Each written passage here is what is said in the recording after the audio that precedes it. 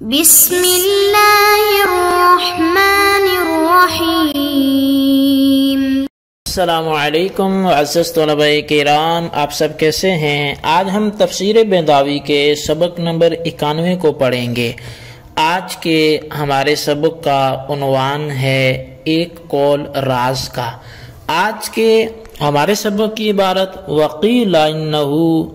سر استأثرہ اللہ بعلمہ سے شروع ہوتی ہے۔ آئیے سب سے پہلے ہم آج کے سبق کی عبارت پڑھ کے اس کا ترجمہ کرتے ہیں اور اس کے بعد پھر ہم آج کے سبق کی باقاعدہ وضاحت بھی کریں گے۔ تو مصنف علیہ رحمہ لکھتے ہیں وقیل انہ سر استأثرہ اللہ بعلمہ وقد روی عن الخلفاء الاربعۃ وغیرہم من الصحابۃ، اور فرمایا جی کہ بعض نے کہا کہ حروف تہجی راز کی باتیں ہیں، ان کی مراد کو اللہ تعالی نے اپنے علم کے ساتھ مخصوص رکھا ہے۔ اور وقد روی عن الخلفاء الاربعۃ وغیرہم من الصحابۃ ما یقرب منہ، اور تحقیق اسی کے قریب قریب خلفائے اربعہ اور دیگر صحابہ کرام سے بھی مروی ہے، روایت کیا گیا ہے۔ وَلَعَلَّهُمْ أَرَادُوا أَنَّهَا أَسْرَارٌ بَيْنَ اللَّهِ تَعَالَى وَرَسُولِهِ وَرَمُوزٌ لَمْ يُقْصَدْ بِهَا إِفْهَامُ غَيْرِهِ إِذْ يَبْعَدُ الْخِطَابُ بِمَا لَا يُفِيدُ۔ اور صاحب بیضاوی قاضی صاحب فرماتے ہیں کہ اور شاید صحابہ کرام کا مقصد اس سے یہ بتانا ہے کہ حروف تہجی اللہ اور رسول کے درمیان اسرار و رموز ہیں۔ رسول اللہ صلی اللہ تعالی علیہ وسلم کے علاوہ دوسروں کو اس کے معانی کے سمجھانے کا ارادہ نہیں کیا گیا، کیونکہ نبی علیہ السلام سے ایسے الفاظ کے ذریعے خطاب کرنا جو کسی معنی کا فائدہ ہی نہ دیں، یہ چیز جو ہے وہ اللہ تعالیٰ کی شان سے بعید ہے اور یہ تصور میں سمجھ میں نہیں آتی۔ فَإِن جَعَلْتَهَا أَسْمَاءَ اللَّهِ تَعَالَى أَوِ الْقُرْآنِ أَوِ السُّوَرِ كَانَ لَهَا حِظٌّ مِّنَ الْإِعْرَابِ، اور پس اگر ان الفاظ تہجی کو اللہ سبحانہ وتعالی یا قرآن کریم یا سورتوں کے اسماء بنا دیں تو پھر انہیں اعراب سے ایک حصہ ملے گا، یا ان کا بھی پھر اعراب میں سے کوئی نصیب حصہ ہوگا۔ اما الرفع علی الابتداء او الخبر او النصب بتقدیر فعل القسم على طریقة اللہ لأفعلن بالنصب او غیرہ کما ذکر، او الجر على ادمار حرف القسم ويتأتى الاعراب لفظا او الحکایت فيما كانت مفردة او موازنة لمفرد كحامیم فإنه كهابیل، والحکایت لیست الا فيما عدا ذلك، وسيعود إليك ذکرہ مفصلا ان شاء اللہ تبارک و تعالی۔ جی تو فرمایا کہ بہرحال اگر بات کی جائے رفع کی تو رفع یا تو ابتدا یا خبر ہونے کی وجہ سے ملے گا، اور یا پھر بتقدیر فعل قسم نصب دیا جائے گا، جیسا کہ اللہ لأفعلن قضا میں ہے۔ اور بنفس لفظ اللہ جو ہے یہ وارد ہے، یا ان کو نصب فعل قسم کے علاوہ کسی دوسرے فعل مثلا لفظ اذکر مقدر مان کا، یا بتقدیر حرف قسم جر ہے اور جو الفاظ مفرد یا مفرد کے ہم وزن ہیں، مثلا حامیم کہ وہ حابیل کا ہم وزن ہے، تو ان میں اعراب لفظی بھی ہو سکتا ہے اور اعراب حکائی بھی، اور جو نہ مفرد ہیں اور نہ موازن مفرد ان کا کوئی وزن ہے تو ان کا اعراب صرف حکائی ہوگا۔ اور اس حوالے سے انشاءاللہ مفصل جو بیان ہے اور تفصیل ہے اس کی وہ ان قریب ذکر کی جائے گی۔ جی طلبہ کرام،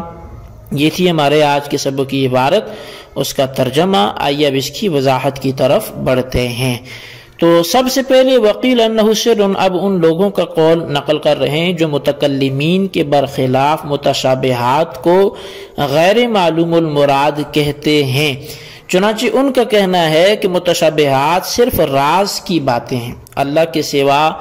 بندوں میں سے کوئی نہیں جانتا، اللہ اور اس کے پیارے حبیب صلی اللہ علیہ وسلم کے درمیان یہ اسرار و رموز ہیں۔ اور خلفائے اربعہ اور دیگر صحابہ سے بھی جو اقوال منقول ہیں وہ تقریباً اسی مسئلے کی تائید کرتے ہیں، کیونکہ حضرت ابو بکر صدیق رضی اللہ تعالیٰ عنہ نے فرمایا کہ فی کل کتاب سر، کہ اللہ تبارک و تعالیٰ کی ہر کتاب میں اسرار ہیں۔ وسر اللہ فی القرآن اوائل سور، اور قرآن کریم میں جو اللہ کے راز ہیں وہ سورتوں کی شروع کے الفاظ ہیں۔ اور حضرت عمر و عثمان و ابن مسعود رضی اللہ تعالیٰ عنہم انہوں نے بھی فرمایا کہ جو حروف مقطعہ ہیں یہ ایسی پوشیدہ چیزیں ہیں کہ جن کی تفسیر نہیں کی جا سکتی۔ اور حضرت علی رضی اللہ تعالیٰ نے فرمایا کہ ہر کتاب میں کچھ انتخابات ہوتے ہیں، اور اس کتاب کے انتخابات جو ہیں وہ اس کتاب کے جو قرآن کریم ہے وہ حروف ہجا ہیں، یعنی خط میں کچھ ایسی باتیں ہوتی ہیں جن کو کاتب اور مکتوب علیہ کے علاوہ اور کوئی نہیں جانتا۔ اور اوائل سور بھی قرآن کے ان انتخابات میں سے ہیں جن کو غیر نہیں جانتا۔ تو دیکھیں ان اقوال صحابہ سے بھی معلوم ہوا کہ یہ سب راز کی باتیں ہیں، اور راز اس کو کہتے ہیں جس کو رازدار کے علاوہ اور کوئی نہ جانتا ہو۔ تو لہٰذا اس قول کی بنا پر یہ ثابت ہو گیا کہ یہ الفاظ تہجی اور متشابہات غیر معلوم المراد ہیں،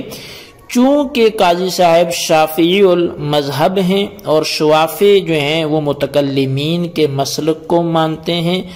اور اقوال صحابہ سے متکلمین کے مخالف کی تائید ہوتی ہے، یہاں پہ ہو رہی ہے۔ اسی وجہ سے قاضی صاحب نے ان اقوال کی تعویل کی ہے اور کہا کہ صحابہ کا یہ مقصد نہیں تھا کہ ان کی مراد ہی معلوم نہیں، بلکہ ان کے کہنے کا مقصد یہ تھا کہ یہ راز کی باتیں بندوں کو انہیں سمجھانے کا قصد نہیں کیا گیا ہے، اور بندوں کو سمجھانے کا قصد نہ کرنے سے یہ لازم نہیں آتا کہ بندے سمجھے بھی نہ ہوں، کیونکہ عدم قصد افہام سے عدم افہام لازم نہیں آتا۔ لہذا متشابہات کا غیر معلوم المراد ہونا یہ بھی ثابت نہیں ہوا، یعنی ایک چیز اگر کسی کو سمجھانے کا ارادہ نہیں کی گئی تو اس کا یہ مطلب تھوڑی ہے کہ وہ سمجھا بھی نہیں۔ کئی دفعہ بغیر ارادی طور پہ بات ہوتی ہے لیکن اگلا اس کو سمجھ جاتا ہے، جبکہ افہام کا ارادہ نہیں ہوتا۔ تو یہاں پر بھی آپ ایسے ہی سمجھیں کہ عدم افہام عدم فہم کو مستلزم نہیں ہے۔ اور شوافی یہ بھی کہتے ہیں کہ اگر راسخین فی العلم کو بھی متشابہات کی مراد معلوم نہ ہو بلکہ وہ بھی صرف سن کر آمنا ہی کہہ دیں تو پھر عالم اور جاہل میں فرق ہی کیا رہے گا۔ اور امام راضی نے فرمایا کہ اگر اللہ پر وقف کر دیا جائے اور الراسخون فی العلم کا اللہ پر عطف نہ کیا جائے تو تب بھی متشابہات کا غیر معلوم المراد ہونا یہ ثابت نہیں ہوتا، جو کہ آل عمران کی آیت میں ہے، کیونکہ آپ زیادہ سے زیادہ یہ کہیں گے کہ متشابہات کے علم کو اللہ تعالیٰ نے اپنے اوپر منحصر کیا ہے۔ تو اس کا ہمارے پاس جواب یہ ہے کہ علم کی دو قسمیں ہیں، ایک علم بالاصالت ہوتا ہے، دوسرا علم بالتتبع ہوتا ہے، اور اللہ تعالیٰ نے اپنے اوپر علم بالاصالت کو منحصر کیا ہے، علم بالتتبع کو نہیں۔ لہٰذا ہو سکتا ہے کہ بندوں کو بالتتبع متشابہات کا علم ہو، جیسے کہ ایک موقع پر اللہ تعالیٰ نے علم غیب کو اپنے اوپر منحصر کیا ہے، تو کیا کسی دوسرے کو علم ہے ہی نہیں؟ ہاں، دوسروں کو بھی علم غیب ہے، مگر بالتتبع اور اللہ تعالیٰ کو بالذات ہے، لہٰذا اللہ پر وقف کر کے بھی متشابہات کا غیر معلوم المراد ہونا ثابت نہیں ہوتا۔ یہ کل 14 اقوال ہیں، پہلا تیلا جو ہے متکلمین اور شوافع کے ہیں، اور سب سے آخر کا غیر متکلمین کا ہے۔ تو میرے خیال سے آج تک جو ہماری عبارت تو ہم نے کچھ آگے بھی پڑھی تھی، لیکن سبوں کو آج ہم یہیں پر موقوف رکھتے ہیں، اور آئندہ اس کی وضاحت کے ساتھ اور آئندہ عبارت کے ساتھ ہم آگے سبوں کو بڑھائیں گے۔ آج کے لیے اتنا ہی کافی ہے، جو ہوا اس کو اچھی طرح یاد رکھیں، اس کے خلاصے کو اپنے رجسٹر پر ضرور لکھیں، بالخصوص ان سوالات کے جوابات دیں۔ سوال نمبر 1 یہ ہے کہ حضرت ابوبکر صدیق رضی اللہ تعالیٰ عنہ کا الفاظ تہجی کے راز ہونے کے حوالے سے کیا کہنا ہے، وضاحت فرمائے۔ اور سوال نمبر 2 یہ ہے کہ صاحب کتاب کیا صحابہ کرام کے اقوال کے حوالے سے فرماتے ہیں، اس کا بھی تحریر فرمائے۔ اللہ تبارک و تعالیٰ سے دعا ہے جو کچھ ہم نے پڑھا سنا سے یاد رکھنے کی توفیق نصیب فرمائے، آمین بجاہ النبی الامین صلی اللہ تعالیٰ علیہ وسلم۔